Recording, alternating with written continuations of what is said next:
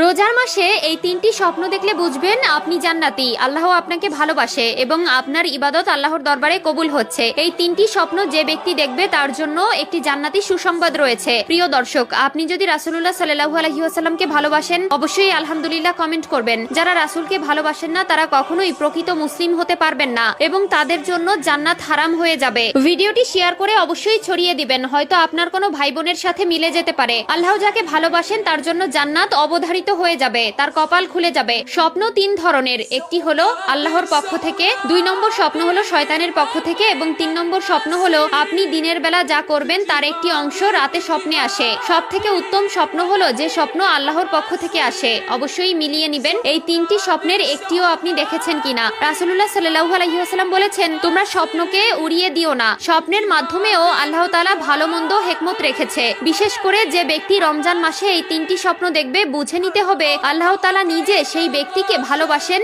এবং তার জন্য জান্নাতের সুসংবাদ রেখেছেন। হয়তো আপনার কপাল খুলে যেতে পারে কঠিন ওই পরকালের ভয়াবহতা থেকে। 1 নম্বরে, আপনি যদি স্বপ্নে দেখেন আপনি কোরআন তেলাওয়াত করছেন, বুঝে নিবেন সেই স্বপ্ন আল্লাহর পক্ষ থেকে এসেছে। পবিত্র কোরআন ও রমজানের রোজা আল্লাহর দরবারে আপনার পক্ষ হয়ে কথা বলবে। এই স্বপ্ন দেখলে বুঝে নিবেন আল্লাহ তাআলা আপনার উপর প্রচন্ড পরিমাণে খুশি, যার ফলেই আপনি কোরআন স্বপ্ন দেখেছেন। 2 নম্বর স্বপ্নটি একটু বেশি গুরুত্বপূর্ণ। স্বপ্নে যদি দেখেন আপনি গোসল করছেন তাহলে বুঝে নিবেন আল্লাহ তাআলা আপনার উপর খুশি আছেন।